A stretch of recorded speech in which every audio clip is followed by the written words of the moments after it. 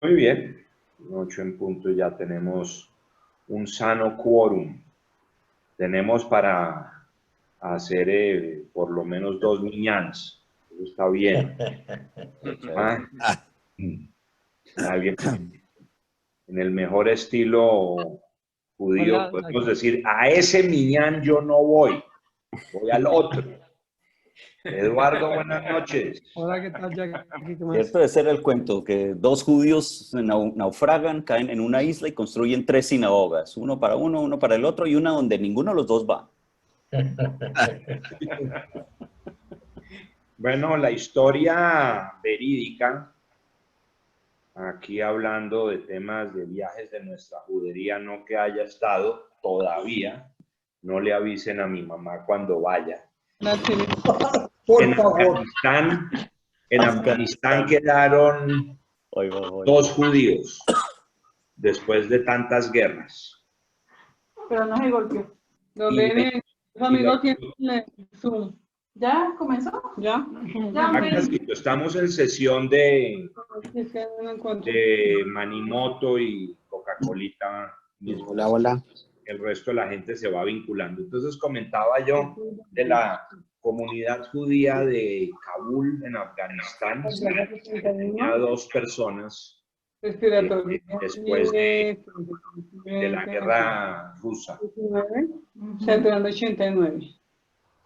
Temperatura de ella hoy a las 3 de la tarde. Jackie, ¿cuándo? En los 80, con los mujahideen. En los 80, después de los 80 quedaron 2 judíos y ahí se quedaron felizmente. Wow. Manteniendo una sinagoga que quedó en Kabul. Y finalmente uno de los 2 murió y quedó uno, ¿no?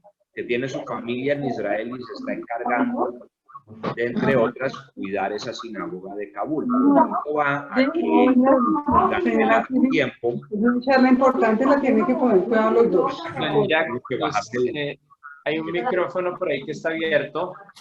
Jack, ¿podrías por favor apagar los micrófonos? Es que no se te entiende. Cállanos a todos, Jack. Estoy silenciando mientras que les termino la historia. Acá sigo comentándoles. Entonces, la historia fue que durante las épocas de control del Talibán en Afganistán, literalmente a los talibanes les tocaba mantener el orden de la sinagoga de Kabul, población 2 judíos, porque cada uno tenía una mejor versión de cómo ser Balcoré o el Gabe de la sinagoga, población 2 judíos, ¿no? Se odiaban a muerte y continuamente iban ante los tribunales del Talibán para que Talibán decidiera qué era lo que había que hacer con la sinagoga en Kabul. Entonces, más allá de ser chistoso la anécdota del Robinson Crusoe con sus 2 sinagogas en la isla, eso sí pasó en Afganistán. Si uno va a Kabul hoy en día, el señor Shem Tov lo puede atender a uno y le muestra lo que queda de esa otrora gran comunidad judía. Aquí tenemos una persona más, ya tenemos más de 30, son las 8:04, cojo impulso con otro Lejaim.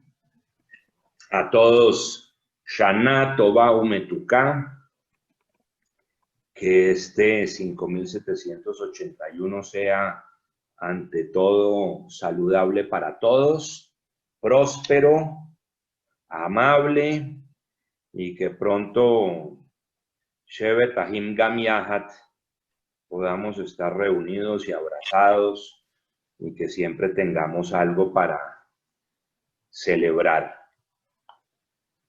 Perdón, Jackie. Estoy tratando de entrar por mi computador y me está pidiendo una clave. ¿Me la puedes dar, por favor? Jackcito bonito es la clave. No, de verdad. No me deja entrar por el computador. A mí no me dejó por el iPad, Rosita, me tocó entrar por el computador al revés. ¿Cómo estás, No, yo estoy compañera? entrando por el teléfono. Apócrifos 7 es hoy, juraría. Apócrifos en mayúsculas. Apócrifos en mayúscula y 7. Exactamente, seguido, sin espacios. Ok. Hola, Listo, Jackie, ¿cómo gracias. estás? Y Jaimito, ¿cómo Qué estás? gustazo verla. Qué rico, oye, familia que somos. El año.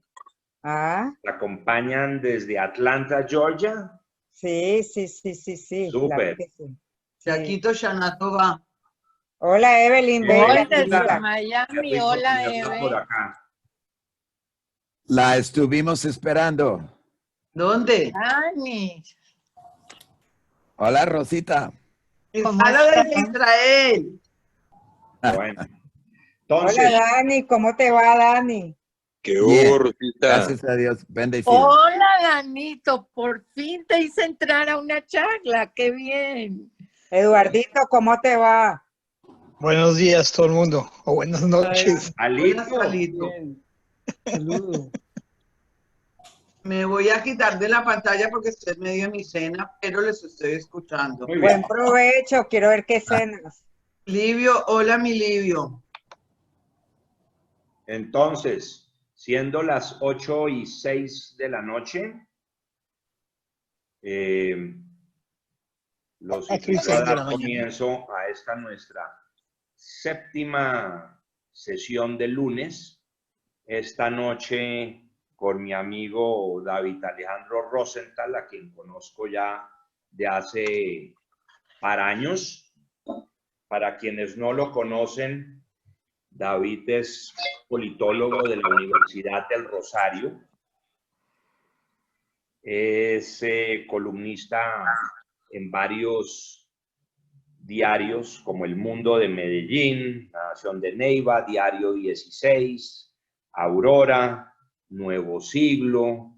En estas épocas de pandemia también lo hemos visto en Sefarat, creo que es, si no estoy equivocado, muy activo en el mundo de prensa, en diálogo judío y demás. Es un placer poder darle la bienvenida a un nuevo presentador, quien nos va a hablar hoy sobre el tema del nefasto edicto de expulsión de nuestra querida Sefarat, uno de los capítulos más amargos de nuestra historia. Y nos va a contar también un poco sobre la historia de Colón y la gente que navegó hasta esta parte del mundo. Y antes de cederle el micrófono a él, un momento de publicidad. Para el próximo lunes, siendo Kippur, salida de Kippur, no vamos a tener ninguna charla. Nos saltamos al día 5 de octubre, que volvemos a tener una presentación a cargo de Danny Ball sobre Corrie ten Boom and the Hiding Place, una historia de justos entre las naciones, una valerosa mujer que le salvó la vida a más de un paisano en Holanda.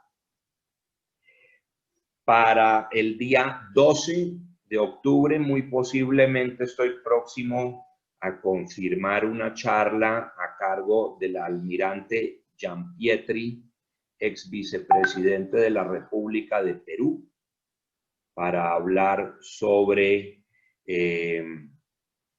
la política antiterrorista, cómo se combate, cuál fue el ejercicio de Perú y lecciones para Colombia. Jackie. Señora. Recuérdate que el 12 de octubre es lo de Barry Weiss, que te debió haber llegado un email. Sí, también me llegó ese email, correcto. Esto lo trataré en su momento. Y para el día 19 de octubre tenemos una charla que estoy seguro que para muchos va a ser muy interesante, porque varios me han solicitado conseguir a alguien que pueda tratar el tema. Y entonces tocó buscar mucho, y encontré a dos amigos, Liviu y Sandra, que nos van a volver a hablar esta vez sobre vidas pasadas, reencarnación e hipnoterapia, también dentro de un contexto judío. Entonces, sin más carreta, David, el micrófono es suyo. Bueno. Muchas gracias. Bueno, muchas gracias por la presentación y un saludo a todos los presentes hoy.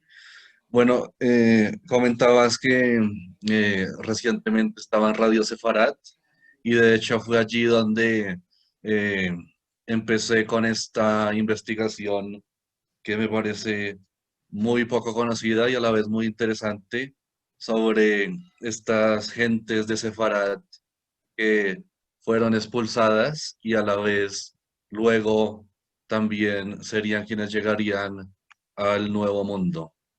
Entonces vamos a comenzar. Ok.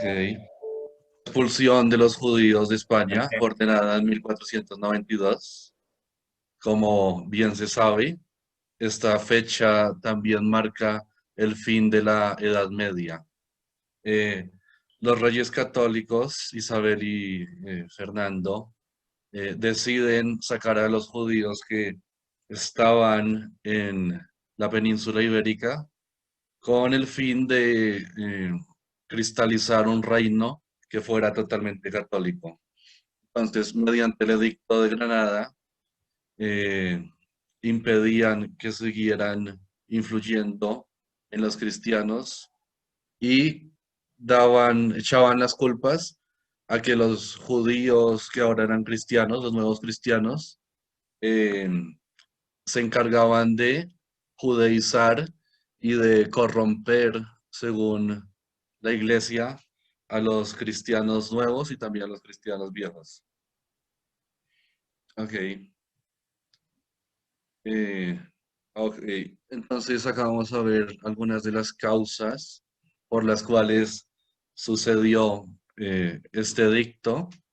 Y es claro que la instauración de la Inquisición hace unos años en Castilla y otros en Aragón fue un factor muy importante para que se decidiera que los judíos y los judíos conversos que siguieran practicando su antigua fe debían ser sentenciados. Entonces, luego de un antisemitismo que ya se había vivido en España y en Europa en general, comienza con esta nueva Inquisición, este nuevo tribunal de la Inquisición, a perseguir no solo a quienes seguían con el judaísmo, sino también a quienes se habían convertido, pero eran culpados de continuar con sus prácticas. El 2 de enero del 92, de 1492, los reyes católicos conquistan el reino nazarí de Granada. Esto es muy importante para la corona española. Era muy importante sacar, o por lo menos acabar con el reino musulmán que tenían en su península. Boabdil, a quien derrotan, también con gran financiación de algunos banqueros judíos muy importantes, se retira, queda un lugar allí en la zona que se llama el Suspiro del Moro, que es por donde finalmente Boabdil deja su presencia de Hispania. Ok, con esta reconquista ya terminada, está en muy mala situación económica España, sin embargo, es un lugar bastante importante en la época y eso que aún no se ha descubierto América. Este antijudaísmo que propagaba la Iglesia Católica logró hallar eco, logró hacer que la gente estuviera en contra de los judíos y de los nuevos cristianos. En realidad casi que de nada les servía convertirse al cristianismo porque lo seguían persiguiendo muy fuertemente. Los cambios sociales, económicos y políticos del siglo XIV, las guerras y las catástrofes naturales que preceden y siguen a la peste negra. Ok, con lo de la peste negra florece un nuevo antisemitismo, se retoman los conocidos libelos de sangre, se le echa la culpa a los judíos de envenenar pozos, de propagar la peste, etc. Así que esto hace que haya derramamiento de sangre, aunque empieza por pequeñas cantidades de personas, a la final termina siendo la expulsión de todos, ¿no? Y un antisemitismo muy fuerte el que se vivió. La gente se cree víctima de una maldición. Esto también hace que se devuelvan a ser más fieles al cristianismo y encuentren al judío como una amenaza. Ok. Acá en esta imagen vemos es una representación sobre el edicto de expulsión y cómo el señor Abraham Senior fue a hacer frente a esto. Ok, ya veremos eso. Ok, tenemos unos antecedentes y es la persecución de los judíos en el reino visigodo católico, pero eso había sido en la Alta Edad Media. Habían sido bastante salvajes, había sido la península española, había sido muy salvaje con los judíos, era un antisemitismo muy grande. La persecución de los judíos en la Hispania visigoda se produjo en el reino visigodo de Toledo, donde siempre hubo una importante comunidad judía hasta la expulsión. Tras la conversión del rey Recaredo al catolicismo, recordemos que estos visigodos eran tribus germánicas que al apoderarse de estas tierras son convertidos al cristianismo. Así que el poder del papado es muy importante. Al mismo tiempo revistió la diversidad de los hombres y las naciones con la sola túnica de la inmortalidad, manteniéndolos unidos así con los lazos de una única religión sagrada. Esto cuentan los cronistas de la época, y esto era un fenómeno que se vivía en toda Europa, que era convertir sus reinados en católicos.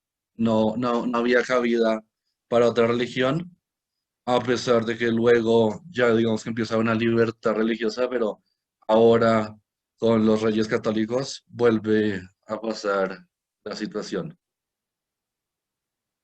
Okay, acá vemos esas imágenes de los libelos de sangre a los judíos, de cuando los quemaban vivos, les echaban la culpa de cualquier tontería, como robar a un niño para hacer matzá o blasfemar hostias y bueno, cosas en realidad muy primitivas que lograban que la gente atacara a los judíos, sobre todo que vivían en zonas no urbanas.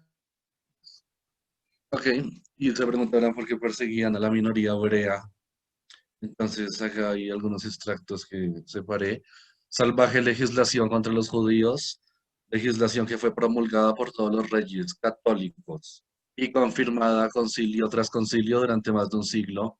Entonces, los reyes decidían que los judíos no debían estar o se debían convertir o lo que sea, y concilio tras concilio del Vaticano y de la Curia se encargaban de a veces volver más duras las medidas, a veces rebajarlas. En algún momento había unos 50 puntos en contra del judaísmo, luego los bajaron a 10, pero por ejemplo en algún momento si un judío se convertía al cristianismo y quería volver al judaísmo, lo podía hacer. En cambio, después ya no. Okay. Alcanza a sobrevivir climas con Recesvinto, quien declaró delito capital el quebrantamiento de cualquiera de sus 10 frenéticas leyes. Estas 10 leyes que estaba hablando. Entonces ya el que se convertía no podía volverse al judaísmo porque seguramente era asesinado. Y el segundo y más terrible con Égica, quien justificó la esclavización de los judíos con un histérico discurso. Acá vemos cómo la histeria colectiva es tan peligrosa, siempre lo ha sido. Entonces, ante el 17º concilio, en el que habló de un complot contra el cristianismo organizado por el mundo judío y denunciando por confesiones de algunos conjurados. Y esto era en plena Edad Media, entonces siempre hubo una persecución a los judíos bastante importante en España que es desconocida. Acá vemos esas persecuciones, esas cosas tan terribles que tenían que vivir, además que tenían que irse de un lado a otro, ¿no? Pasar de una ciudad a otra o de un país a otro, luego volver, perder tanto, los préstamos que habían hecho los cristianos o incluso a las coronas, no se los pagaban y demás. Ok. Todo parece indicar que las medidas discriminatorias están inspiradas por el celo religioso. Eso analiza un historiador experto en este tema, se llama Joseph Pérez. Los tratados doctrinales antijudíos de Isidoro de Sevilla o de Julián de Toledo y las resoluciones de los concilios de Toledo, preocupados por el proselitismo de los judíos y por el peligro de contaminación que suponía su presencia para los conversos. Argumento que reaparece más tarde para justificar la expulsión del 92. Es decir, se argumentaba que los que seguían siendo judíos seguramente iban a influenciar a los nuevos cristianos, a los conversos, a no practicar un cristianismo puro. Entonces, esto, Torquemada, que es quien redactará el edicto de expulsión y quien será el fundador de la Inquisición, utilizará en contra de los judíos y también de los nuevos cristianos. Los monarcas visigodos querían acabar con una disidencia religiosa que tenía visos de transformarse en disidencia social y política. Este es un análisis que puede tener dos facetas, porque si bien las comunidades judías estaban tan limitadas, sería difícil que se transformaran en disidencia social y política. Sin embargo, se ha visto que también es posible lograrlo, ¿no? O sea, este argumento podría tener dos formas de interpretarse, pero también junto con esto se empezó a limitar a la población judía. Bueno, motivos de índole religiosa y empeño por lograr la unidad del reino se unen así para acabar con el judaísmo peninsular. Claro antecedente de la situación que se dará al inicio de los tiempos modernos. Entonces, empiezan con este tipo de antisemitismo y de así en así las cosas se ponen peor cada vez más. Entonces, vamos a ver en qué termina esto. Los judíos en los estados cristianos medievales peninsulares. Entonces, el 2 de enero del 92, los reyes católicos, ya con el reino nazarí de Granada conquistado, deciden que ahora los judíos deben ser quienes o se convierten o son expulsados, a pesar que no tenían ese poder político que tenían los árabes. Y sí había un poder económico, pero digamos que tampoco es que la economía fuera del todo judía. El 6 de septiembre de 1477, en una carta dirigida a la comunidad judía de Sevilla, la reina Isabel I daba garantías sobre su seguridad. Ella al principio, digamos que defendía a los judíos, pero igual decía que eran de ella, ¿no? O sea, se creía dueña, entonces tomó bajo mi protección a los judíos de las aljamas, que eran esos barrios donde vivían, en general y a cada uno en particular, así como a sus personas y sus bienes. Les protejo contra cualquier ataque, sea de la naturaleza que sea. Prohíbo que se les ataque, mate o hiera. Prohíbo asimismo que se adopte una actitud pasiva si se les ataca, mata o hiere. Digamos que estos reyes católicos no eran gente muy importante, ¿no? En cambio, la Inquisición sí tenía planes bastante perversos y en realidad fueron quienes empujaron a los reyes a que sacaran a los judíos y demás. Acá no nos devolvemos a esas matanzas que hubieron en 1391, de las que se podría deducir que la familia de Colón salió de España y fue para Italia. Muchas familias judías españolas en 1391 debieron dejar la península.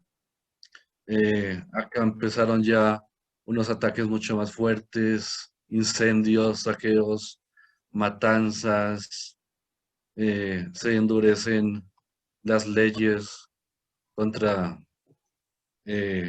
quienes practicaban el judaísmo. Se promueve que el Talmud es un libro demoníaco. Entonces, en enero de 1391, un primer intento de asalto a la judería puede ser evitado por las autoridades municipales. Pero en junio, cientos de judíos son asesinados, sus casas saqueadas y las sinagogas convertidas en iglesias. Eso fue algo que pasó totalmente en España. Todas las sinagogas las convirtieron en iglesias hasta nuestros días. Unos lograron escapar y otros les tocó ser bautizados. Entonces fue un episodio muy difícil en general para el pueblo,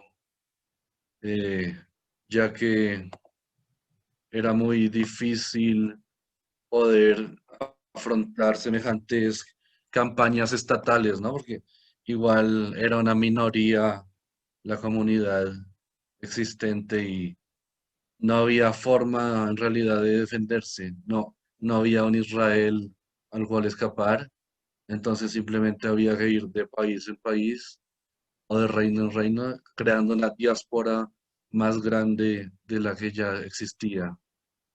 Vamos a ver cómo un cronista de la época relata estos sucesos.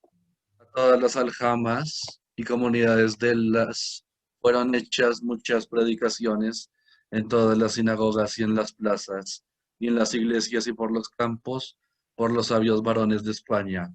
Y les fue predicado el Santo Evangelio y la doctrina de la Santa Madre Iglesia, y les fue predicado y probado por sus mismas escrituras, como el Mesías que aguardaban era nuestro Redentor y Salvador Jesucristo, que vino en el tiempo convenible, el cual sus antepasados con malicia ignoraron, y todos los otros que después de ellos vinieron nunca quisieron dar oído a la verdad, antes engañados por el falso libro del Talmud, teniendo la verdad ante sus ojos y leyéndola en su ley cada día, la ignoraban e ignoraron.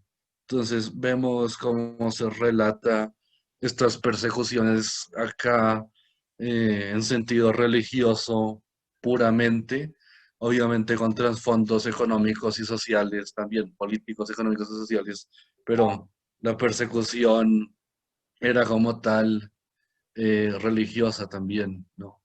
No querían tener a una minoría religiosa diferente a la católica. Ok.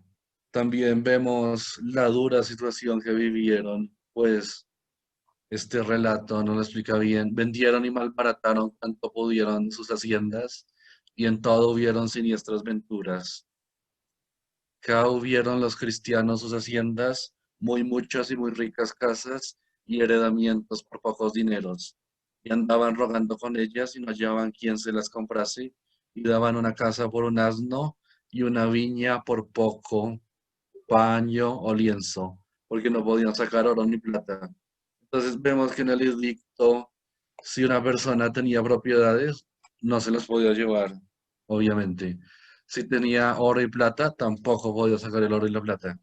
Tampoco podía sacar caballos ni armas. O sea, prácticamente había que irse sin nada.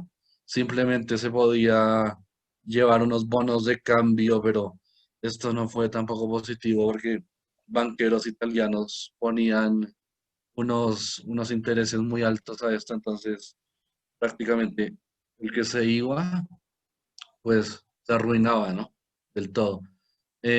También se dice que los más ricos se quedaron, prefirieron convertirse a salir y a probar nueva suerte, ¿no? A buscar nuevos caminos. Ok, los alcaldes de dicha villa les facían y han fecho muchas sin razones y agravios, especialmente dis, que no les consienten ni menos les quieren hacer pagar sus bienes muebles y raíces, que tienen ni menos les quieren hacer pagar las deudas que les son debidas, que las que ellos deben les apremian y facen luego las paguen aunque los plazos no sean llegados. Vemos como en ese español antiguo, en ese ladino, quedaron los hechos grabados, ¿no? O sea, no se podía llevar nada y además los viajes costaban, ¿no? Y obviamente no hubo ninguna ayuda. Ok, ahorita que llegamos a este personaje, es muy importante Isaac Abarbanel o Abravanel.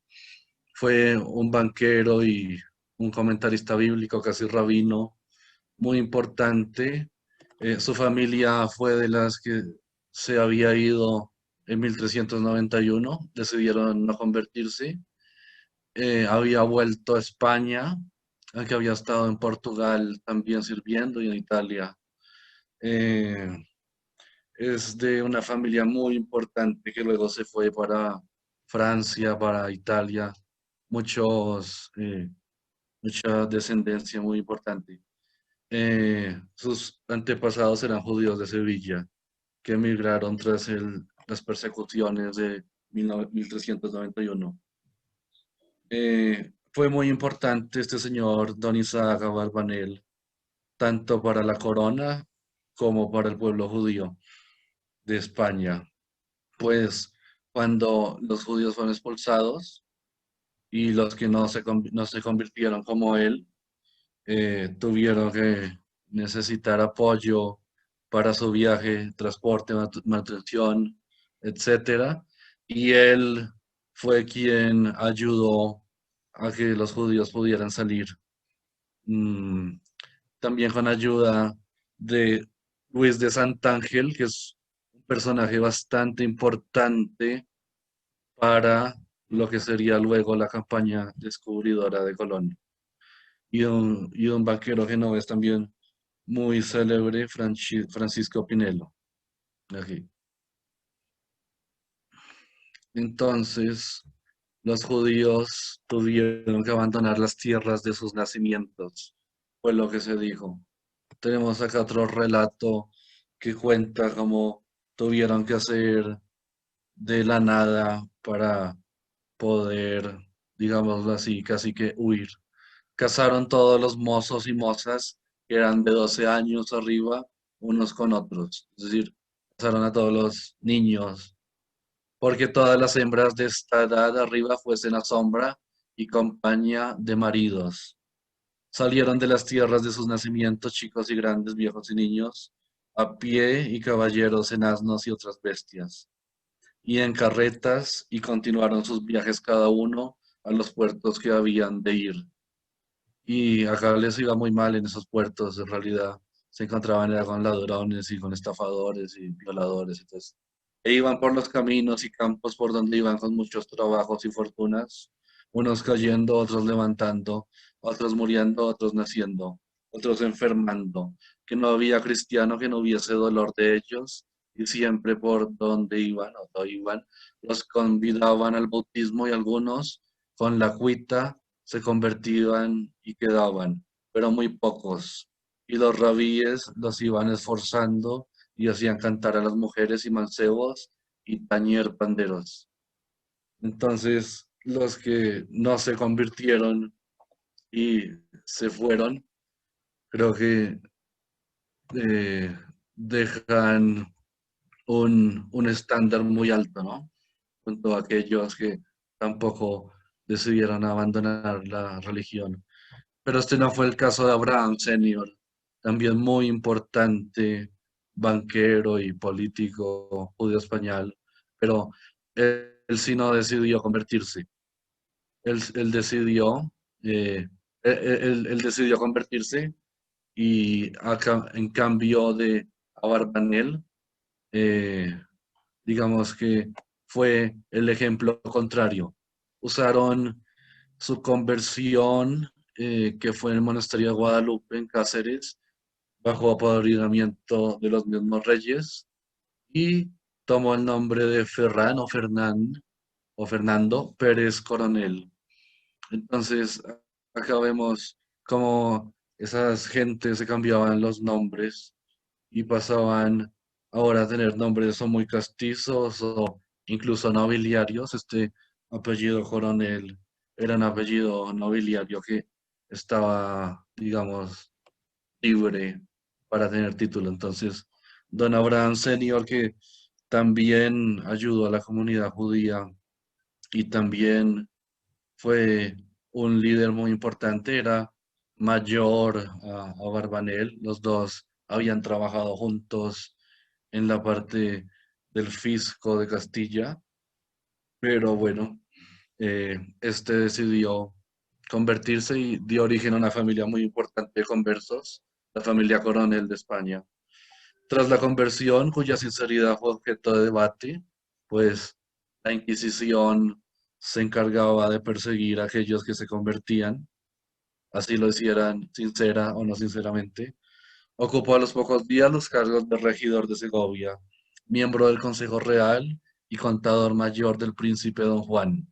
O sea, vemos lo importante que era Abraham Senior, que incluso estuvo relacionado con todo el trámite de nupcias de los reyes católicos. O sea, además había prestado dinero para esa cruzada contra los nazaríes de Granada y también conoció a Colón y él con Senior se habían dirigido a donde Isabel a proponerle esta nueva idea que luego nos daría el descubrimiento. Durante la expulsión siguió manteniendo un papel financiero clave en las relaciones con la comunidad judía que debía abandonar España, cumpliendo una legislación económica muy restrictiva. De modo que en los siguientes años la familia Coronel reclamó y obtuvo de los reyes el cobro de sustanciales cantidades que tenían su origen en estas operaciones, quiebras de judíos. Entonces hubo un enriquecimiento para los nuevos cristianos y para la corona de esos judíos que se iban y dejaban todo.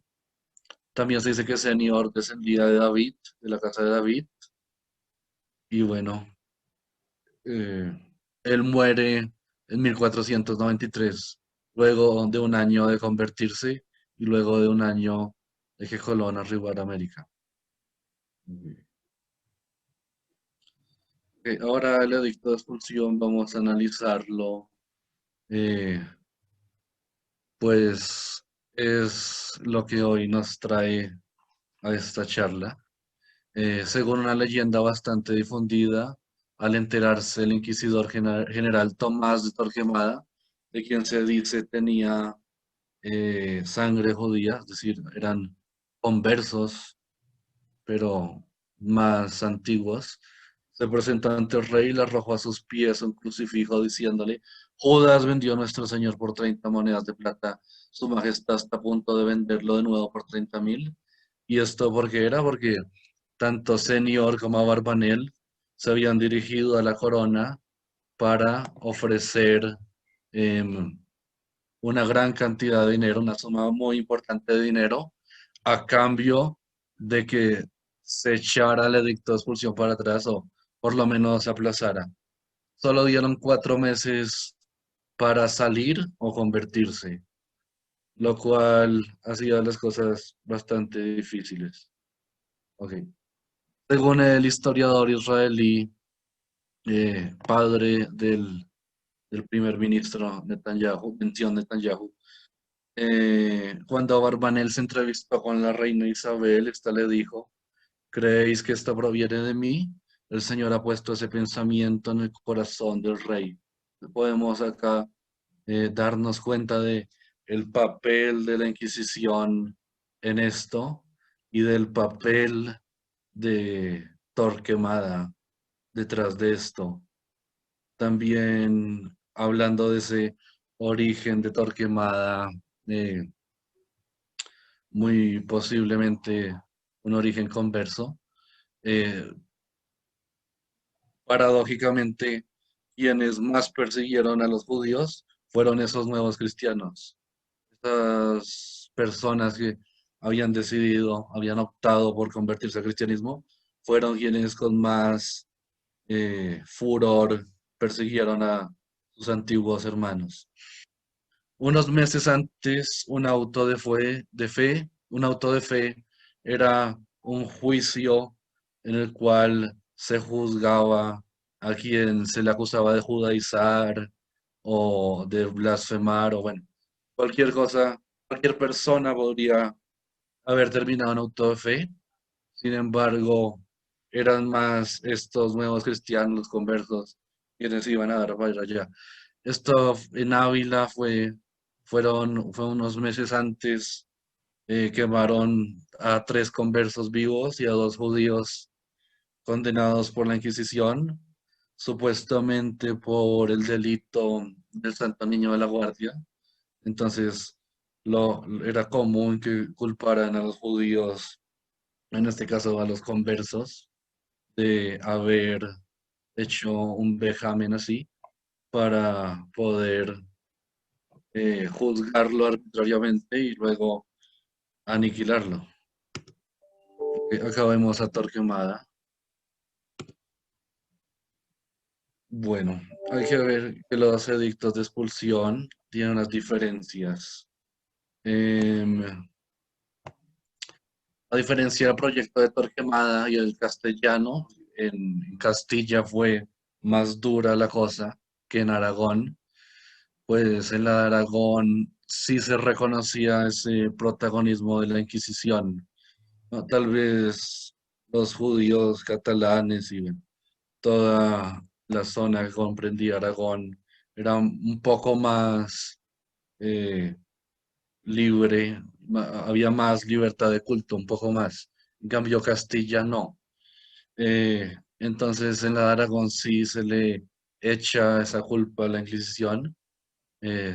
Queda dicho persuadiéndonos el venerable padre prior de Santa Cruz, Torquemada, inquisidor general de la dicha herética pravedad.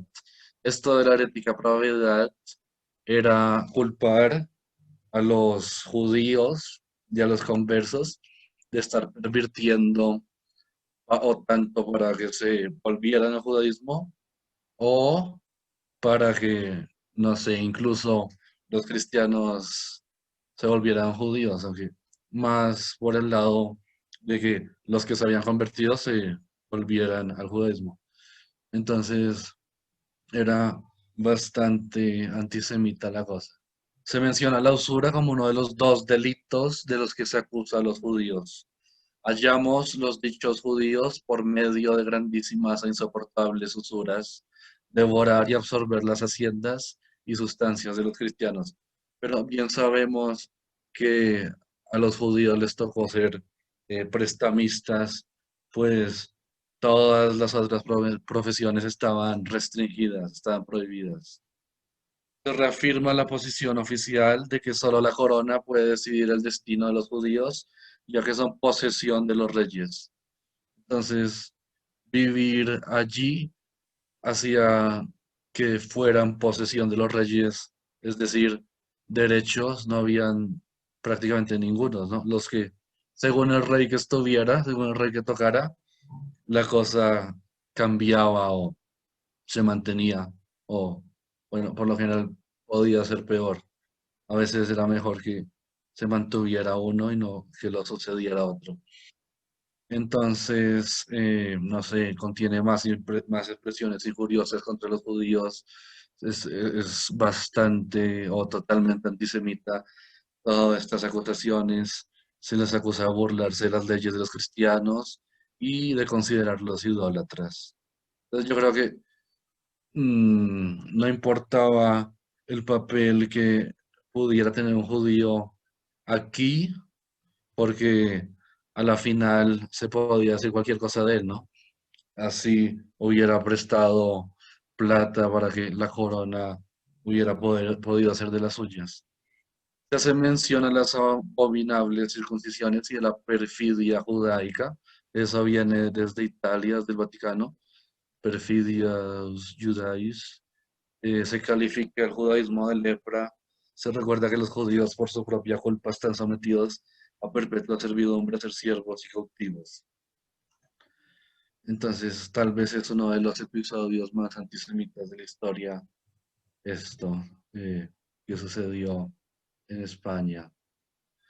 Bueno, acá ya vemos cómo se mandan a sacar a todos los judíos del reino. No había ninguna excepción. Tenían que salir, fueran niños o recién nacidos o ancianos, o se convertían o salían, no importaba en qué condiciones tuvieran, o enfermos o lo que sea, no importaba. Se daba un plazo de 4 meses. Esto es importante porque precisamente Colón zarpa con su tripulación el 3 de agosto. O sea, 2 días después de que terminara este plazo, porque el plazo comenzaba desde el 31 de marzo. Luego se ampliaría 10 días más, hasta el 10 de agosto. Bueno, acá viene lo peor casi, porque es todo ese drama de salir en una forma muy, muy difícil, muy penosa. Además, que esos barcos que habían contratado terminaban robándolos. O sea, era muy difícil llegar afuera. Aquí, los turcos, el sultán turco sí envió barcos que en realidad sí, efectivamente podían transportarlos de forma segura, y eso sí fue muy diferente. Porque Turquía fue así como cuando el genocidio armenio, los franceses rescataron a los armenios. Turquía en este caso fue un poco ese salvador que sí apreciaba la invención judía.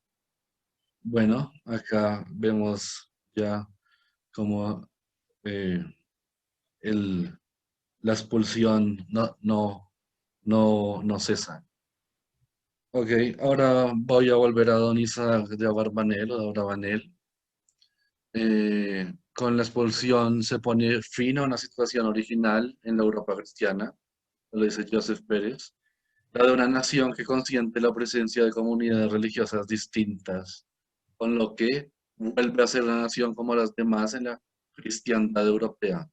Entonces, España, en vez de desarrollarse más, lo que hace es tirar para atrás, ¿no?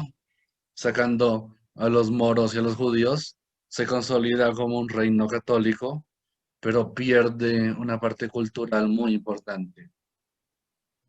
Ok, entonces acá hay una parte muy importante, y como ya se había mencionado antes, tanto don Abraham Senior y don Isaac de Abarbanel, que no eran cualquier persona, porque el título de don es el más importante que se puede llevar a España, además que eran judíos, es decir, ellos eran de los pocos que tenían de verdad privilegios. De hecho, se le había ordenado a los judíos que debían llevar el pelo largo y la barba larga, o sea, no se la pueden cortar, debían tener una marca específica y bueno, no podían ponerse sedas ni nada, o sea, había unas restricciones muy feas, muy duras. En cambio, estos señores sí podían hacerlo, o sea, para ellos estas leyes no aplicaban. Entonces hay una carta de Abravanel que hace junto con Senior, y esta carta en realidad es muy importante. Estuvo dispersa, no fue conocida por mucho tiempo, y hasta hace poco es que la conocemos. En esta carta habla de que lo que están haciendo será de un malestar muy grande, hará un malestar muy grande a toda España y a sus personas. Acá tengo un extracto de la carta. Desde lo más profundo de sus corazones, vuestras mercedes han desconfiado del poder del conocimiento. Con nosotros, los judíos, es diferente. Nosotros, los judíos, admiramos y estimulamos el conocimiento. En nuestros hogares y en nuestros lugares de rezo, el aprendizaje es una meta y lo practicamos durante toda la vida. El aprendizaje es nuestra pasión que nos dura toda la vida. Es el corazón de nuestro ser, es la razón de nuestro acuerdo con nuestras creencias para las cuales hemos sido creados. Este extracto me pareció muy importante porque demuestra la forma de pensar tan diferente a la de los reyes y la Inquisición y los españoles. Nuestro intenso amor a aprender pudo haber equilibrado su excesivo amor al poder. Pudimos beneficiar de la protección ofrecida por nuestras armas reales y vos os pudisteis haber beneficiado de nuestros adelantos de toda nuestra comunidad y del intercambio de conocimiento y por ello nos hubiésemos beneficiado mutuamente. Que en realidad pasó, ¿no? Esa comunidad judía española daba una vida que, no sé, también comunidades como Salónica, luego, quienes fueron en gran parte exterminados por los nazis, dejaron un gran vacío, dejaron tanto como cultural como económicamente y socialmente un vacío de todo eso que aportaban estas personas. Así como se nos ha recordado de nuestra falta de poder, de modo que su nación sufrirá de las fuerzas de un desequilibrio al que vuestras mercedes han dado inicio. Por centurias futuras vuestros descendientes pagarán por sus enormes errores del presente. Vuestras mercedes verificarán y la nación se transformará en una nación de conquistadores buscando oro y riquezas, viviendo de espaldas y con los puños de acero. Entonces, esto además predice lo que le pasaría a España, ¿no? Habla de esto, de que se volverían unos rateros, ¿no? Y además que em, se convertiría en un pueblo muy poco ilustre. Entonces, es muy valioso ver cómo esta carta, a la cual no se le da ninguna respuesta, es una clase de hito histórico del momento. Ok, ok, las consecuencias de este edicto de expulsión, bueno, son el descubrimiento de América en realidad. Acá de fondo tengo a Colón, quien muy seguramente era de ese sefarad que escapó junto con la gran mayoría de los tripulantes, quienes está ya comprobado y comprobándose que una gran cantidad eran judíos de origen. Acá tengo este extracto sobre el sultán Bayaceto II, quien dio órdenes para que fueran bien acogidos los judíos. Él envió a los puertos de España barcos para llevar a esos judíos a Estambul y demás Turquía. Y su sucesor, Soleimán el Magnífico, una persona muy importante y que tuvo relación con los judíos. Había una judía exiliarca en Estambul, Graciana Sí, que era una mujer muy rica, y bueno, muchos otros a quienes Soleimán apoyó y les arrendó hasta terrenos, o sea, tuvo relación comercial con los judíos, y los judíos de Estambul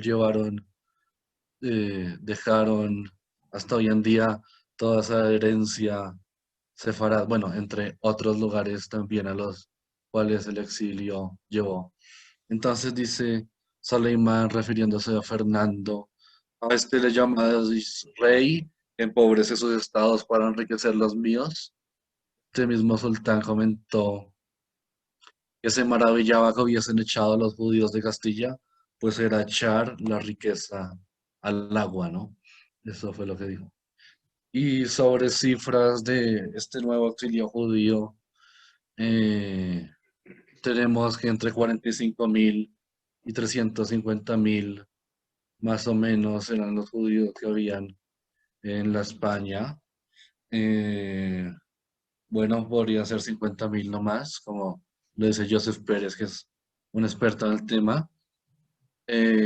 Además que muchos de los que se fueron les tocó volver y entonces les tocó convertirse porque, por ejemplo, en Fez, en Marruecos, la cosa se puso muy dura.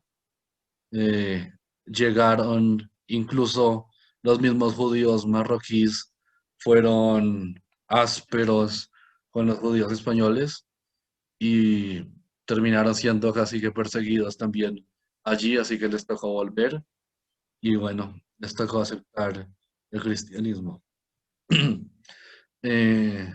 Ok, 70.000 y 100.000, de los que entre 50.000 y 80.000 procederían de la corona de Castilla, aunque en estos números no se contabilizan los retornados. Ok. Y bueno, acá tengo un mapa de ese gran exilio, el cual Farad tuvo luego que haber dado, ¿no?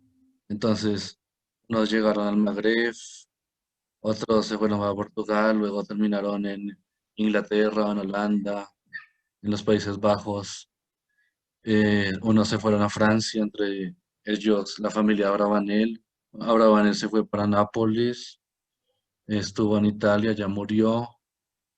Acá vemos también como unos fueron incluso a Israel, al Líbano, a Creta, y bueno, otros también dieron paso a un nuevo Ashkenaz, ¿no? Unos sefardíes que se fueron hacia lo que sería hoy en día Austria y también Polonia. Día.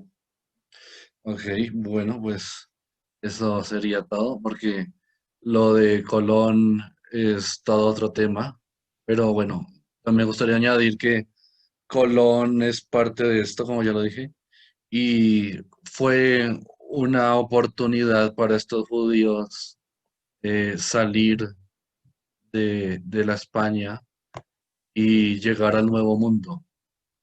Entonces, vale la pena decir que, que el Nuevo Mundo es también parte de este exilio, llegar a América y salir justo luego de que terminaba el edicto de expulsión no era gratis, de que Colón se dirigía a su hijo usando una escritura muy particular, que su firma es muy posible que tuviera el Kadish de forma eh, oculta, de que Ahí firmara medio la con... dejó ver, ¿no? Sí, y entonces también eso de que firmaba con el Bet Hei. Además que de estos nuevos cristianos no se sabía mucho, ¿no? O sea, para que no fueran perseguidos por la Inquisición, sus orígenes eran borrados y de Colón no se sabe mucho. Sí, seguramente era genovés, era italiano, pero también estuvo en Portugal, hablaba ladino. Entonces, dentro de esas personas que llegaron en la Pinta de la Niña y la Santa María a estas tierras, de lo que incluso también se dice que venían buscando oro, o que iban buscando oro más bien porque en realidad no sabían que iban a terminar acá, dar acá. Era también, según algunos historiadores, entre ellos Simón Wiesenthal, bueno, que no es historiador, pero hizo un libro del tema, investigó el tema, eh, habla que la campaña de Colón era buscando oro suficiente para recuperar Jerusalén de los moros y poder llevar a los judíos de la época y así acelerar la llegada del Mesías.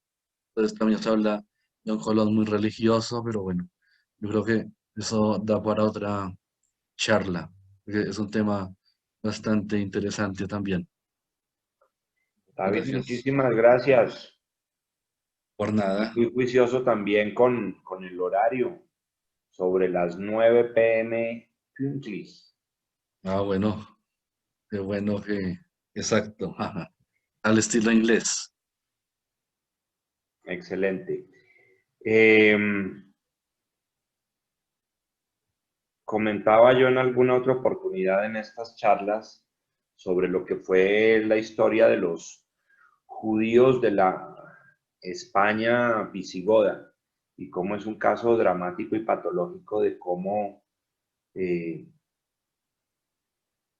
la vida de los judíos se dio por ciclos recurrentes, en que el primer rey visigodo nos daba la bienvenida, con el hijo prosperábamos, con el nieto, o el nieto ya no sabía cómo pagar las deudas de todos los empréstitos, entonces optaba por expulsarnos.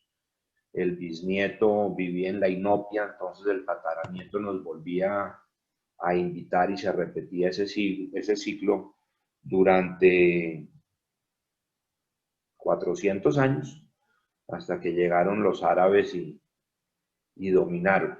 Pero ese es el de los casos patéticos de nuestra historia, ¿no?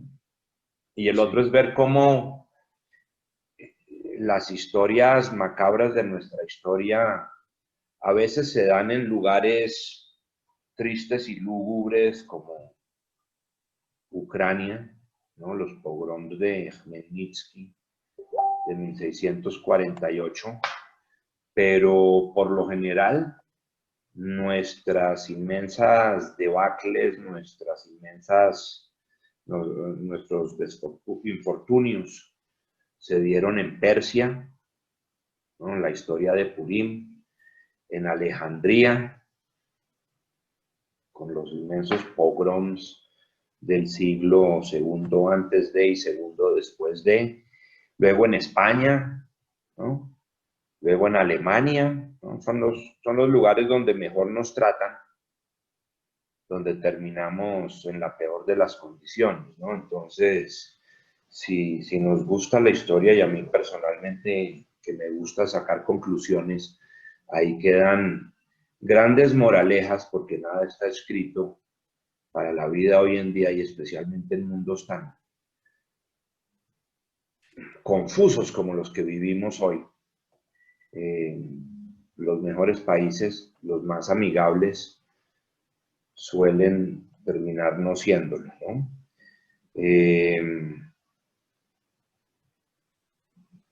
No sé si alguien tenga preguntas, comentarios. Sí, a mí me enviaron por interno que hablara sobre las limpiezas de sangre. Entonces, para responder a esa pregunta, para hablar de ese tema, lo de las limpiezas de sangre era una institución que se utilizaba para que las personas que tuvieran ancestros judíos o moros, por ejemplo, no pudieran entrar a prestar servicios públicos o incluso a estudiar en universidades. Por ejemplo, la Universidad de Rosario pedía eso acá, la Universidad del Perú también pedía eso. Entonces, eso fueron cosas que se fueron replicando porque con este tema de que también llegaron judíos a las Américas, se replica todo lo que se vivía en España. Entonces llega también la oficina de la Inquisición, llegan a perseguir, llegan a ver quién está judaizando. Entonces todo esto se replica y lo de la limpieza de sangre es una realidad que se vivió hasta hace poco. Cualquier persona que tuviera sangre o judía o mora se consideraba una persona no digna de muchas labores o de hacer parte de instituciones importantes. Sí, entre las tantas ironías de la Inquisición y de lo macabro que fue, es que por un lado nos obligaron a convertir y luego nos culparon por no ser originales, ¿no? No tener sangre pura. Sí. Entonces, damn if you do, damn if you don't, como dicen en inglés. ¿Otras preguntas? El micrófono está abierto para quien quiera participar. David, una preguntita. Edgar. Es que a mí el tema sefardita es un tema que me apasiona, me encanta leer de esa cosa. Y hay una cosa que siempre me ha intrigado y es el papel de Fernando. y la simetría entre los reinos, porque había una simetría entre Castilla y Aragón. Y a mí siempre me ha dado la impresión de que si hubiera estado en manos de Fernando decidir la cosa y no de Isabel, efectivamente, esta cosa ni siquiera hubiera pasado. ¿Qué tanto fue realmente una cosa de Castilla, de ese catolicismo fundamentalista que tenía Isabel y esa influencia, digamos, de cierto círculo sacerdotal alrededor de Isabel, digamos, como la directa responsable de esta cosa? Porque pues he sabido que Aragón, y como su merced bien lo decía, la nobleza catalana y la aristocracia catalana, la relación con Aragón y con el rey Fernando de la comunidad judía era muy fuerte. ¿Qué tan cierto es esto? ¿Qué tan fuerte era la diferencia entre los dos reinos, las posturas de Fernando con Isabel? ¿Y qué tanto fue el peso de Isabel, particularmente de Isabel, y de los castellanos y de la cosa castellana ultracatólica en estas decisiones que pudieran eventualmente haber sido diferentes si la cosa hubiera quedado en manos aragonesas? Esa es la primera. Tengo una segunda, pero bueno, esa es... Ok. Bueno, pues como decía antes, por lo menos Aragón puso que la Inquisición tenía que ver, casi que los había forzado. Incluso se dice que Fernando de Aragón tenía una ancestra judía por un lado Hernández. Se dice que era una conversa. Entonces sí, yo creo que hasta hoy en día se ve que la parte aragonesa, la parte catalana, es mucho más liberal que la cuestión castellana. Además, Isabel estaba muy relacionada con el clero y en realidad fue Torquemada el que aprovechó toda la situación para expulsar a los judíos. O sea, era un odio visceral contra los judíos de un Torquemada que tenía ancestros judíos, pero que había decidido acabar con los judíos de España. Así que creo que sí, totalmente, si la cosa hubiera estado en manos de Aragón, de Fernando, seguramente quizá no hubiera habido una expulsión. Pero igual veamos que sin la expulsión, muy posiblemente no habría tampoco América, ¿no? O se hubiera extendido más el tiempo de la llegada de Colón y esos marineros, esa tripulación sefardí que arribó con él a esa isla de El Salvador, hoy en día Bahamas, en el 12 de octubre del 1492, además el final de la Edad Media, ¿no? Que eso también afectó bastante a la Iglesia y a la Inquisición, porque ya se entraba un poco en lo que sería el Renacimiento, que era algo totalmente diferente a lo que fue esa Edad Media, en la cual se persiguieron a tantas personas, no solo judíos, sino, y bueno, y la calidad de vida que había en esa Edad Media era muy diferente a lo que 1492 abrió la puerta, ¿no? Nuevo mundo. La segunda pregunta era, bueno, ¿qué tal ya, digamos, yéndose más hacia atrás? A mí me interesa mucho, y además por obvias y elementales razones, la historia del califato omeya, no el califato grandote, sino el chiquito, cuando los omeyas les tocó salir volados para España, desde pues el gran califato a ese califatico chiquito que armaron en España. La relación, qué tan cierta en realidad, sí o sí no, era la tolerancia religiosa del califato omeya español, porque en cosas que uno lee mirando este tema y esas cosas, pues digamos que lo que se dice es que en general había una buena tolerancia hacia tanto a los cristianos como a los judíos, pues por ser parte del, digamos, como de la misma raíz monoteísta abrámica, a los califas omeyas de Granada, Córdoba, eran como más tolerantes y pues eso permitió pues que la propia comunidad judía creciera y pues se hiciera próspera y toda la cosa. Es cierta esta imagen o tiene matices? ¿Hubo algún tipo de persecución dentro del califato omeya español, o en realidad sí hubo como esa concordia y como ese mundo ideal maravilloso en el que las tres religiones abrámicas vivieron alguna vez en este planeta de una manera pacífica? Sí, sí. ¿Cómo es esa cosa? Ok, yo, según lo que dicen los historiadores, en la actualidad, es que ese idilio que hubo entre la convivencia de las tres religiones no era así tan perfecto, me parece, pero sobre todo por el lado católico, por el lado cristiano, porque por el lado musulmán sí hubo una buena aceptación a los judíos. Debo repetir que este sultán Bayezid II, muy importante porque luego quien lo heredaría o lo sucedería sería Solimán el Magnífico, que tal vez es el hombre más importante del Imperio Otomano.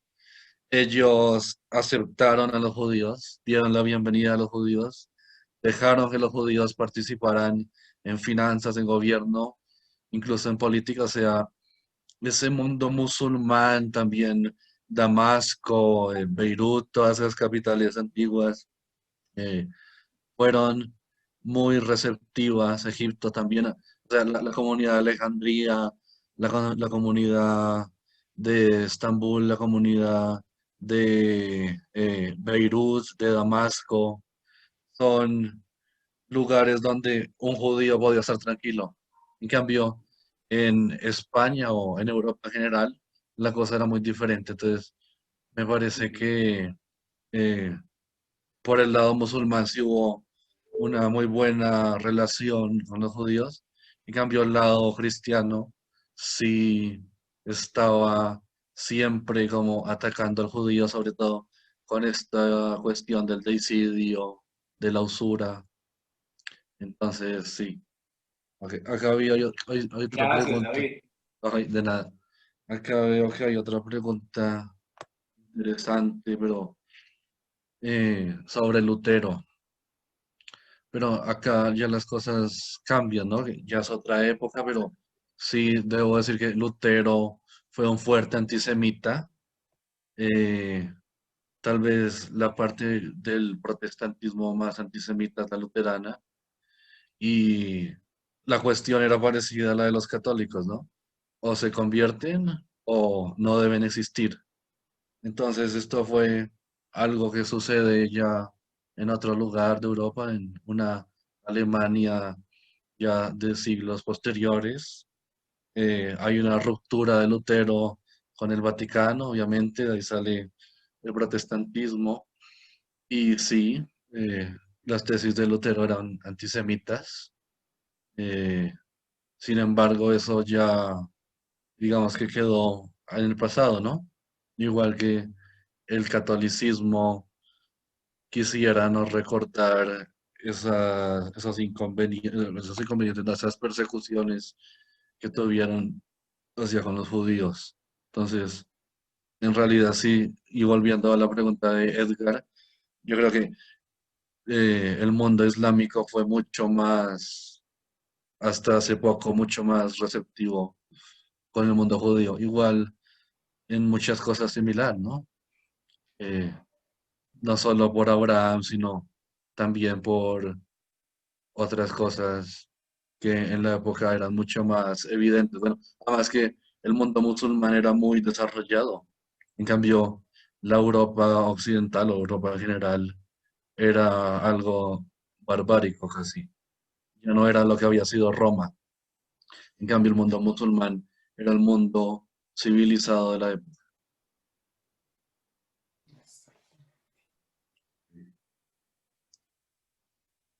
¿Otras preguntas o comentarios? Buenas noches, Alon, de la MET. Hola, Jack.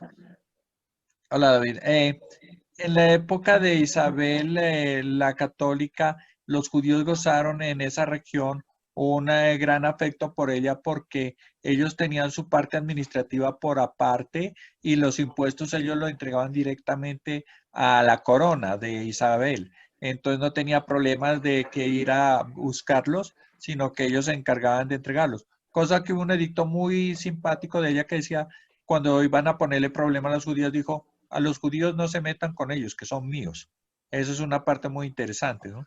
Y de otra es que también hubieron persecuciones no solo a los judíos, sino casi a todas las religiones, y se vio, por ejemplo, que los judíos tenían que volverse criptojudíos para ocultar en sí que eran judíos y profesar la religión católica, pero en el fondo seguían con las tradiciones judías de Shabbat y otras. Y cuando llegaron los españoles a las Antillas y en especial en la parte de Cuba, los africanos tuvieron que crear la santería para disimular la adoración a sus dioses africanos y entonces ponían, por ejemplo, la caridad del cobre era en sí un oricha o un dios de África, ¿no? Y San Lázaro era Changó y cosas así por el estilo, ¿no? Era la persecución tan bestial que tenían que disimular con otros nombres y apropiarse de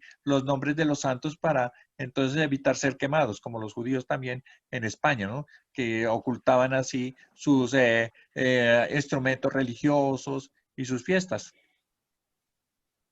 Sí. Sí, Pero entonces... se me permite desde Sefarat. Ya que está ya viendo el amanecer en España, por favor. Hola, buenas noches a todos. Aquí son las 4 de la madrugada, pero ha valido la pena el no dormir para poder escuchar a David y a Jack, por supuesto. Una aclaración que tiene que ver con el tema de la expulsión. En la época de la expulsión o anterior, pocos años anteriores a la expulsión, una de las cosas que había en España muy importantes era una lucha feroz, encarnizada, entre diferentes órdenes religiosas cristianas, y entre ellas los dominicos. No tenemos que olvidar que el conocido como San Vicente Ferrer era dominico y fue uno de los precursores del establecimiento o del aumento del antisemitismo que hubo en España en aquella época. Torquemada. Era una lucha, las órdenes religiosas necesitaban dinero para poder engrandecerse a sí mismas y ese dinero lo sacaron pues, con el odio hacia los judíos. Y una fuente principal del dinero que ellos podían obtener era a través de los reyes, a través de la monarquía. Por eso la lucha tan fuerte que había entre diversas órdenes religiosas cerca de los reyes o cerca de quienes gobernaban en aquel momento.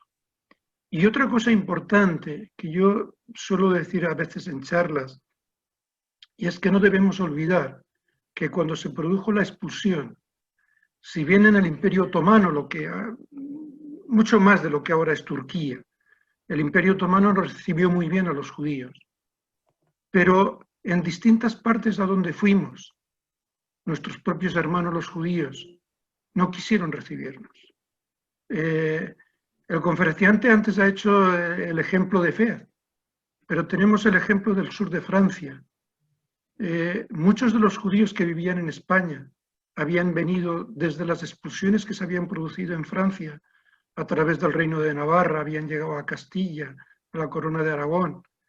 Sin embargo, cuando se produjo la expulsión en 1492 en el sur de Francia, ni se permitió establecerse a los judíos por unos días. Tenemos el ejemplo de Carcassonne, donde había habido una comunidad, o había todavía una comunidad importante de judíos. Se les permitió solamente estar un día, descansar, nada más. En Roma, después de pasar la navegación desde los puertos del Mediterráneo, llegar hasta hasta Génova, hasta Nápoles y subir o bajar a Roma. En Roma, durante un primer año, tuvieron que vivir los judíos que llegaron allí, en lo que en aquel momento podían ser tiendas de campaña, no sé a lo que se parecería hoy, pero en tiendas de campaña a las puertas de las murallas de Roma, porque los judíos de Roma no querían que entrara. Y los judíos italianos, los judíos de Roma, estuvieron convenciendo al Papa para que no autorizara la entrada de esos judíos, porque habría que competir con otros. Es decir, estaban establecidos, tenían buenos negocios, y se dejaban entrar a los que venían de España, pues su generación de riqueza bajaría, por lo menos durante unos años.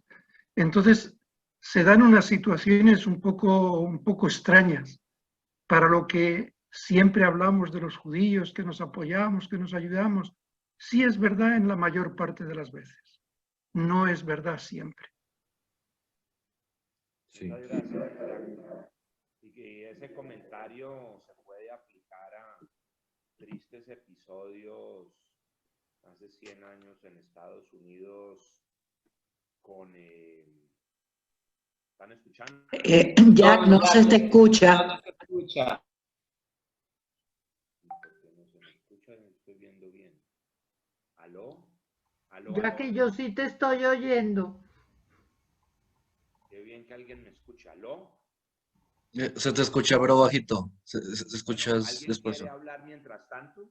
A ver, yo quisiera comentar sobre eso, que siempre hubo un rechazo entre algunas comunidades. Por ejemplo, para los ashkenaz, los sefardíes no eran ni siquiera judíos, ¿no? Es decir, eran comunidades totalmente diferentes, desconocidas, culturas diferentes. Entonces yo creo que es algo como parte de la naturaleza humana de que se crea un rechazo con lo que es diferente. Entonces, al ver que llegaban estos judíos escapándose sin nada, es prácticamente como esos refugiados que han llegado a Europa de Siria, Libia, o como incluso los venezolanos que han llegado acá, ¿no? Son personas que llegan sin nada y una situación muy dura. Entonces yo creo que la gente que está establecida siente un rechazo casi que natural, que no debería ser así, ¿no? Entonces sí, esta gente que salió de Sefarad, yo creo que en el único lugar donde pudieron descansar con tranquilidad fue en Turquía y en algunos países árabes, pero sí, el sur de Francia o incluso Alemania, Italia, aunque en Italia el Papa dejó entrar a los judíos, pero obviamente con motivos económicos. Entonces había que pagarle al Estado Vaticano de la época por estar allí. Entonces sí, me parece que es algo que no había pasado y que, como usted dice, es raro ver ese rechazo entre comunidades judías, pero claro que ha existido y la historia no lo muestra. ¿Escuchan ahora? Todavía un poquito suave, Jackie. Arregla un poquito el micrófono, sube el volumen. David, oye, excelente comentario. Y que quería comentarte que a veces hay ironías en la vida. Yo recuerdo mucho estudiando cuando estaban llegando los sobrevivientes y llegaban a Cuba. Nos dejaban bajar solamente a los que podían pagar una tarifa bastante alta. Ida, ahí está mi querida Ida de Cuba. Y los que no tenían dinero, los que estaban más pobres, el barco seguía y los tiraba en Costa Rica. Y mira cómo la vida jugó, le fue, al final del cuento le terminaron yendo mucho mejor a los judíos que llegaron a Costa Rica que a aquellos que llegaron a Cuba, pero en fin. Quería también, no sé si tienes un comentario sobre la disputa que hizo el Ramban, o sea, el efecto que esa disputa tuvo. Siempre me ha apasionado. El libro La Disputa, que es un libro anónimo, definitivamente es algo que todos deberíamos de leer, es algo increíble, pero nunca, no se explica, ¿verdad?, qué efecto realmente tuvo esa disputa en los eventos que sucedieron. Ok, sobre eso de la disputa, yo creo que al igual que la respuesta de Abravanel, son cosas que quedan para la historia, ¿no? Porque a la final la corona y la Iglesia Católica, la decisión que tomaron era tirar a los judíos, ¿no? O se convertían o se iban. Entonces, creo que lo que queda ya es parte de la historia y claro que es muy valioso esto de la disputa, pues no hablé de esto tan importante, pero España dio vida a la cábala, a muy importantes rabís, eh, a pensadores, bueno, el más importante, Maimónides, pero también Moshe Cordovero y otros muy importantes pensadores. Entonces yo creo que no solo fue Cordovero, no solo fue Ramban y Abravanel y Señor los que respondieron, ¿no? Seguramente en aquella época hubo toda una manifestación de la judería y seguramente hubieron muchas propuestas también para poder, eh, no sé, o tanto que el edicto de expulsión fuera aplazado o simplemente fuera derogado, ¿no?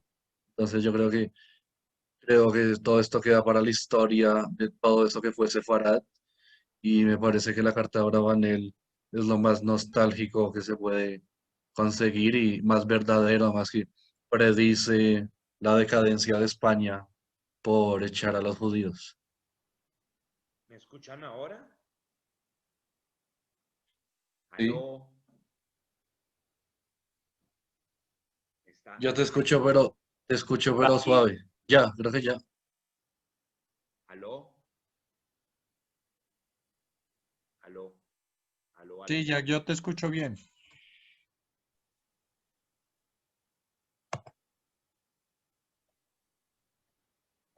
Ok, mientras que arreglas el sonido acá hay una pregunta o un comentario sobre que si parte del edicto de expulsión era que no podían sacar nada de riqueza. Entonces sí, parte del edicto de expulsión era que no podían sacar nada de riqueza, sino solo unos bonos de cambio. Entonces, esto a la final, a la hora de ir a cambiarlo, había que darles una gran parte a los banqueros, que en su mayoría eran italianos, ¿no? Además que se culpa a los judíos de usureros, sabiendo que los banqueros italianos eran verdaderamente usureros, ¿no? Bueno, de ahí sale luego familias como la familia Medici, que yo creo que ninguna familia judía, española o europea tuvo semejante, no sé, casi que una vulgaridad de riqueza, era lo que los banqueros italianos habían hecho y fueron los banqueros italianos y también ahí, como les mostré, eso, el señor que se volvió coronel, el señor y la corona se encargaron de quedarse con la plata que los judíos dejaban en España, ¿no? O sea, todo ese oro y plata que no podían sacar, caballos, haciendas, casas, eso terminó en otras manos, entre ellas de los italianos.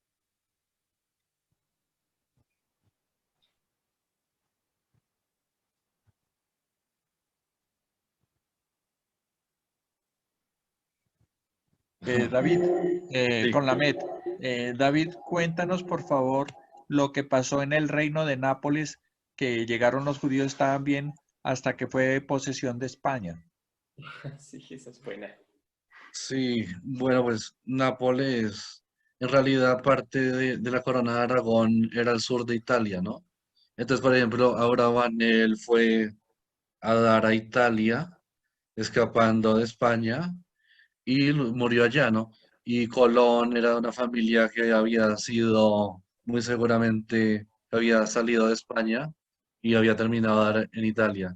Entonces, era ese juego continuo, ¿no? De pasar de una corona a otra, de pasar de un país a otro, hasta que se volvía de que, no sé, 50 años estamos acá, 50 allá.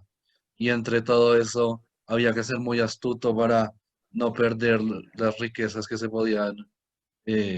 habían acumulado, ¿no?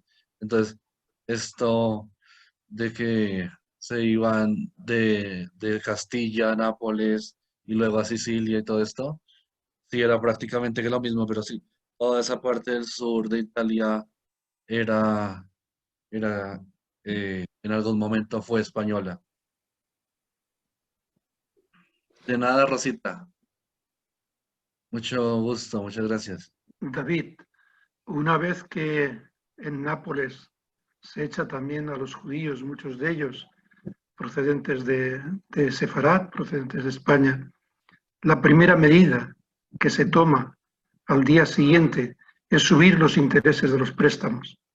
Es decir, cuando se acusa de usura a los judíos, es falso totalmente. Primero porque el término usura en la Edad Media significaba interés.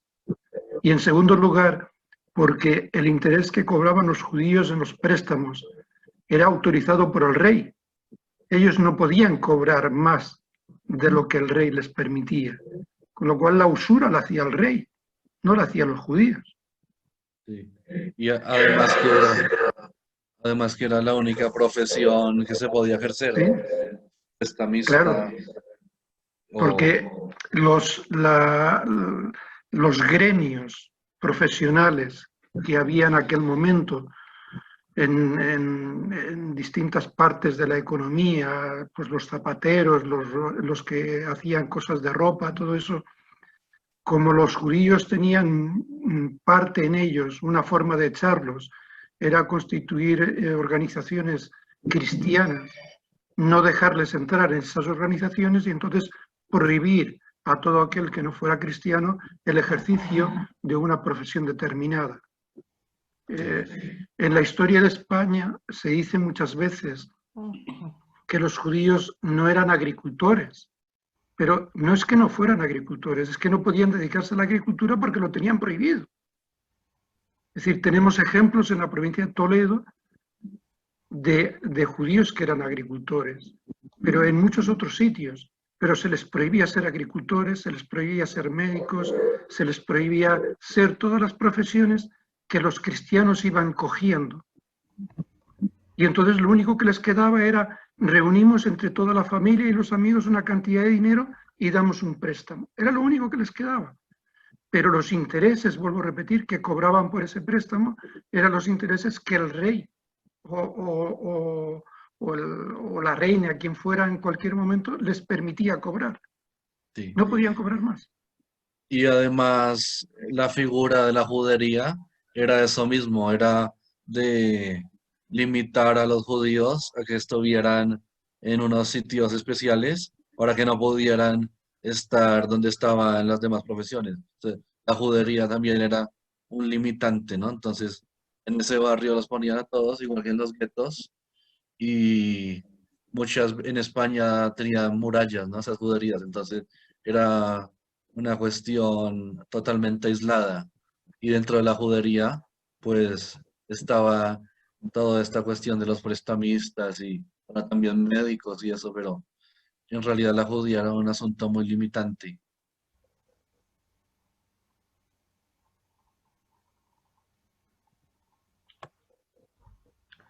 Ok.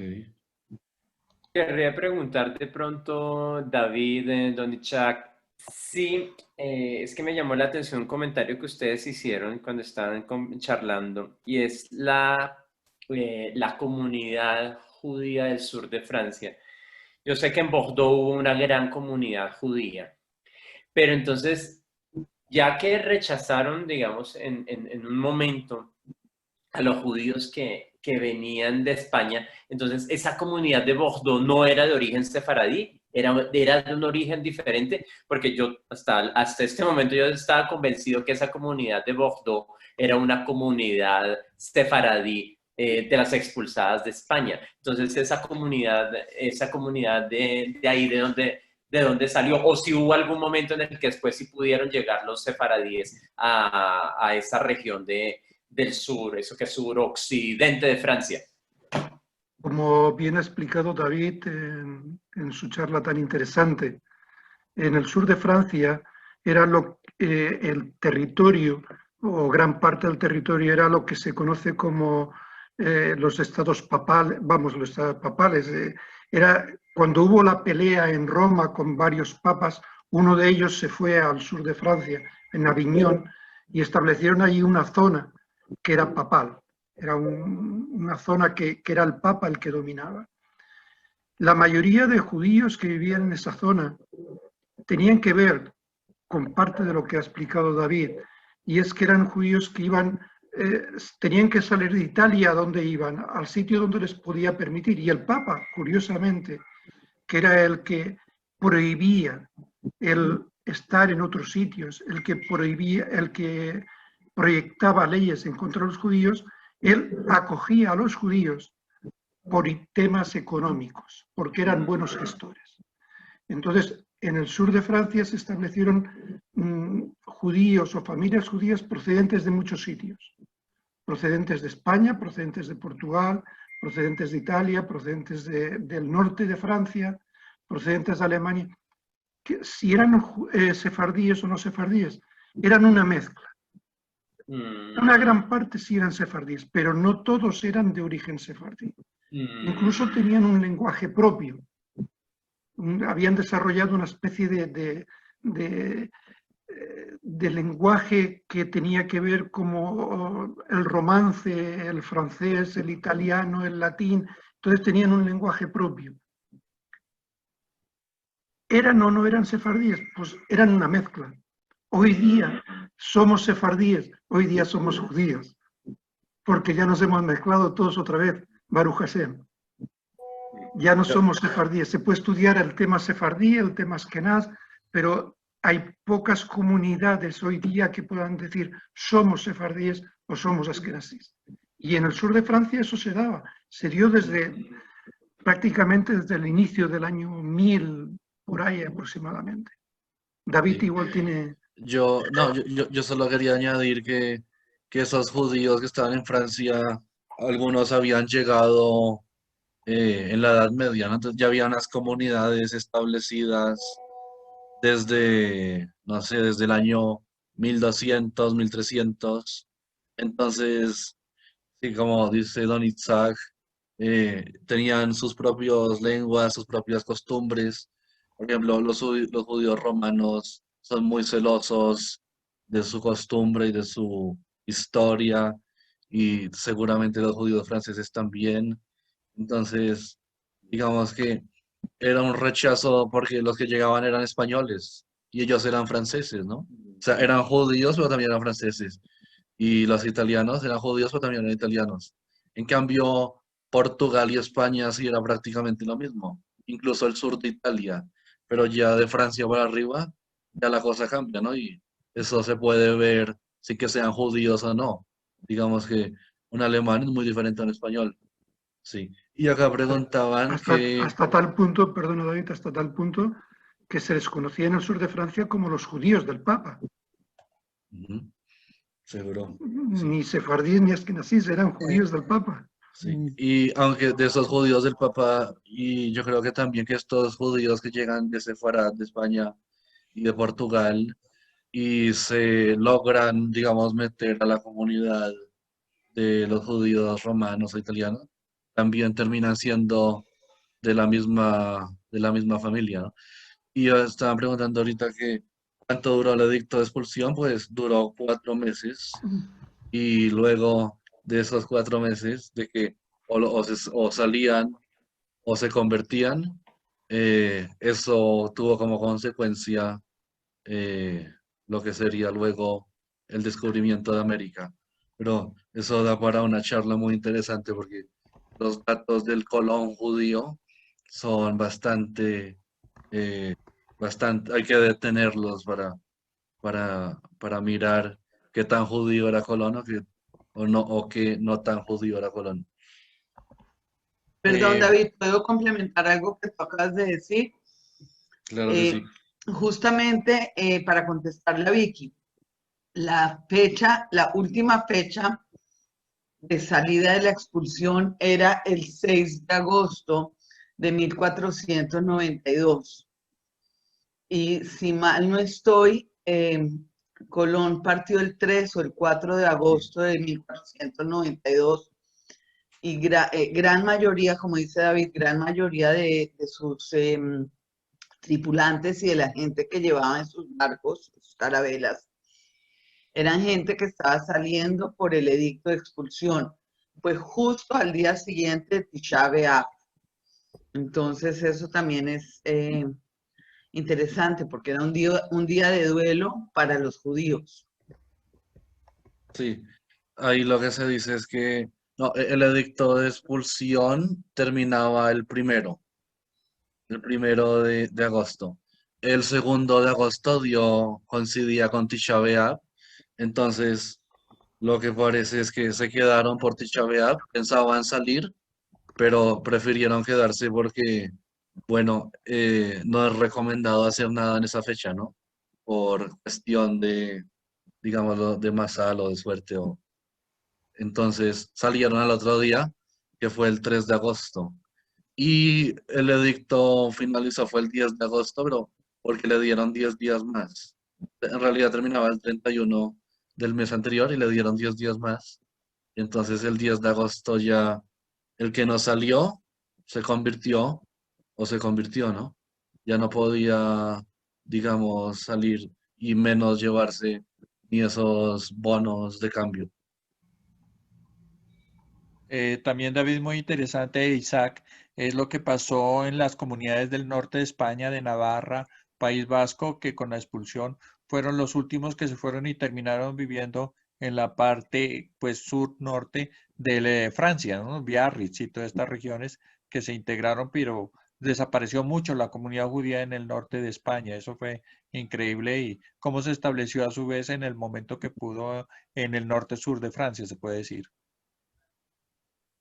Sí. Exacto. Incluso las primeras relaciones que vuelve a haber de judíos en España están apoyados por la comunidad de Burdeos. Les facilitan un Sefer Torah a la comunidad de Madrid, a la primera comunidad que se establece en Madrid, que son de gente que venía, de personas que venían representando a grandes inversores judíos para el tema del ferrocarril, para desarrollar el ferrocarril en España y todo eso.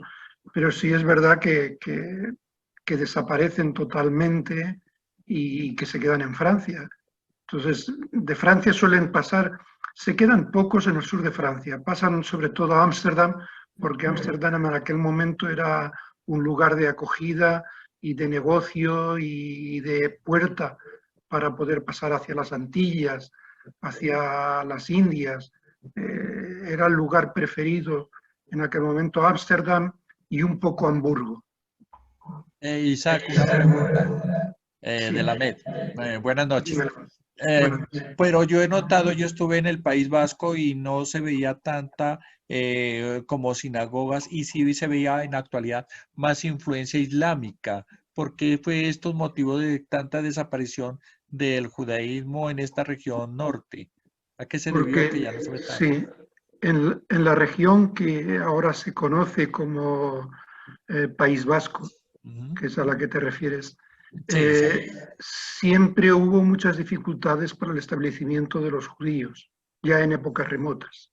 Es una de las partes de España donde menos historia judía existe, aunque ahora se está investigando y se está descubriendo, sobre todo a nivel comercial y todo eso. Por ejemplo, tenemos lugares como Balmaseda, donde el pueblo, no los reyes, ni los dirigentes, ni los gobernantes, sino el pueblo echa a los judíos de la localidad. Es decir, no querían que estuvieran los judíos.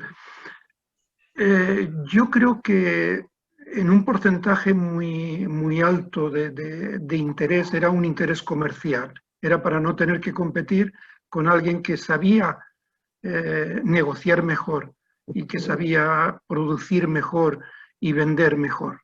Y eso da mucho miedo, da mucho miedo. Es mejor echarlo que competir.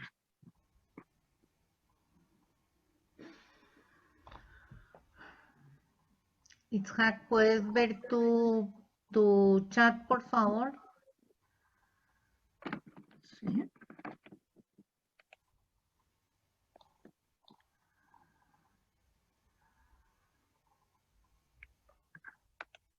Jackie, trata ahora de ver si te oímos. ¿Ahora sí me están oyendo? Ahora sí. No puedo abrirlo. Rosita, no puedo abrirlo en este momento por algo del ordenador.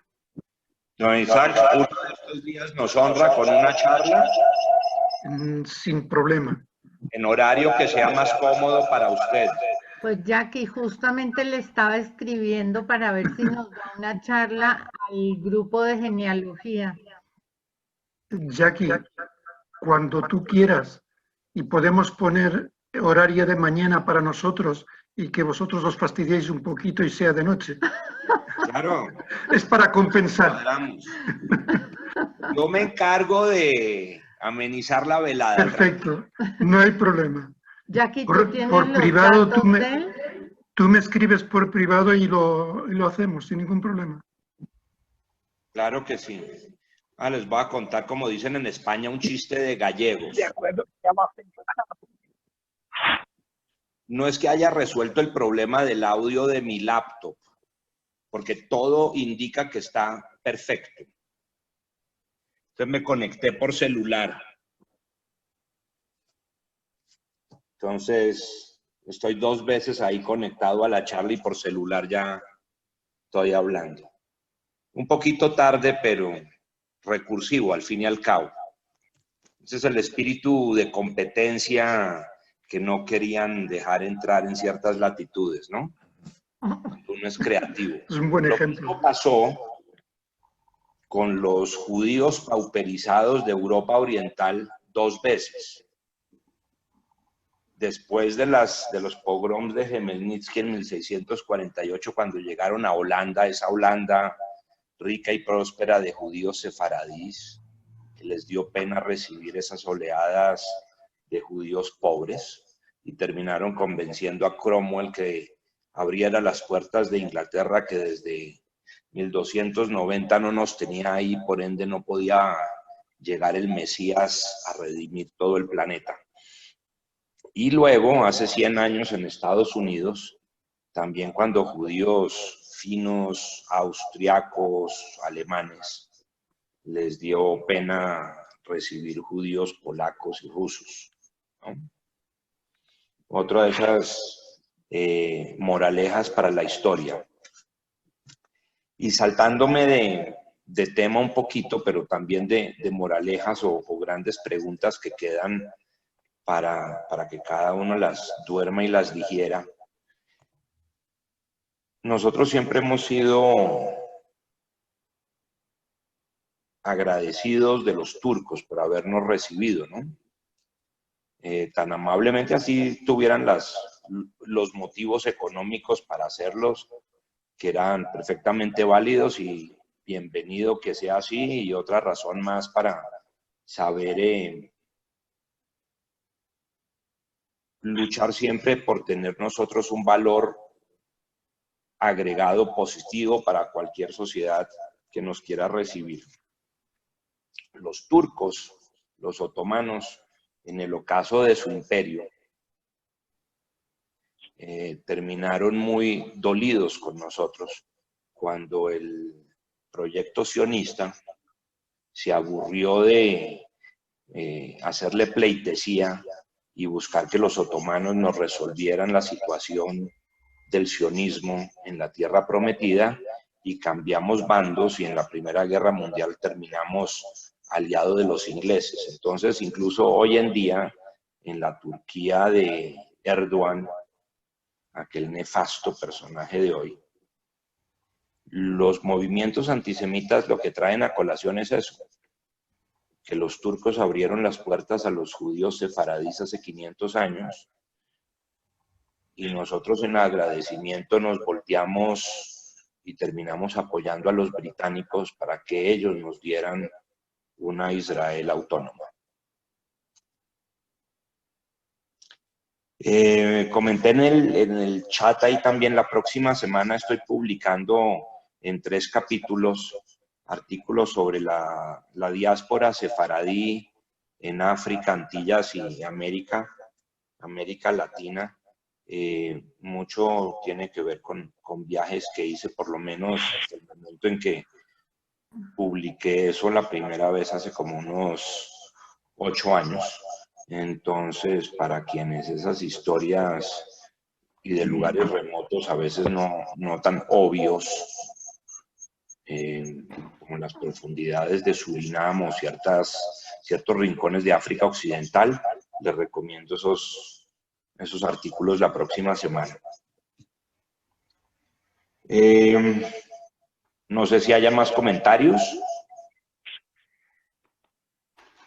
Don Isaac, si me quiere enviar su correo ahí por privado y me pongo en contacto con usted. Yo le escribo. No hay ningún problema.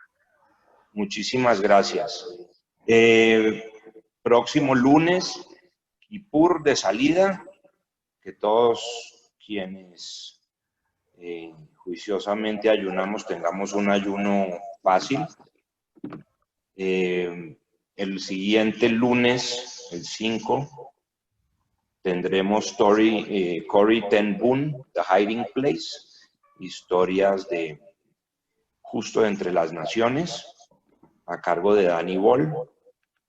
El 12, muy posiblemente, como comentaba antes, el ex vicepresidente de Perú, el almirante Gianpietri, hablando sobre la lucha antiterrorista y lecciones para lugares como Colombia.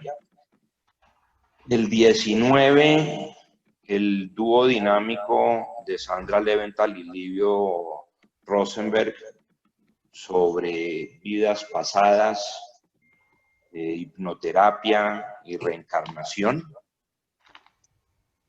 El 26, durante esta muy amena charla, se me propuso una desde tierras australes, mi buen amigo Abraham Yudelevich, sobre fake news y casos reales de cómo luchar contra esa manipulación de medios.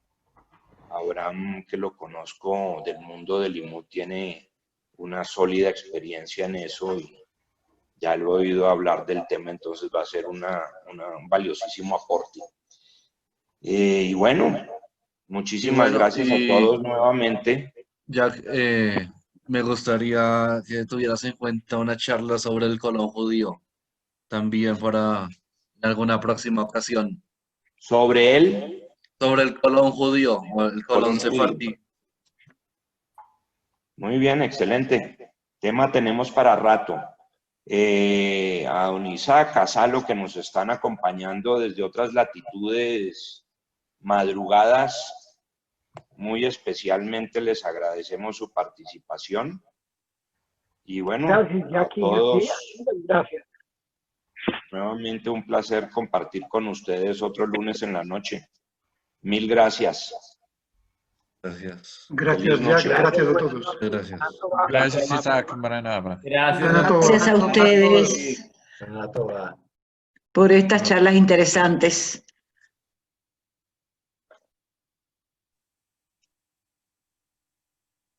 Very good, Jack. Thank you again. Thank you, Danny. David, gracias por su exposición, muy amable. Yes, Bueno, gracias. Gracias, Dani. Thank you. Manca Cecilia, un gustazo verla acá todos los lunes, muy juiciosa.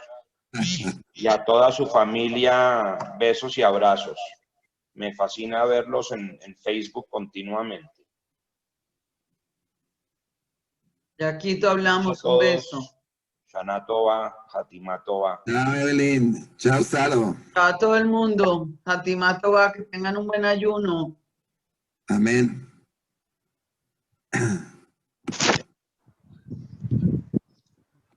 Shana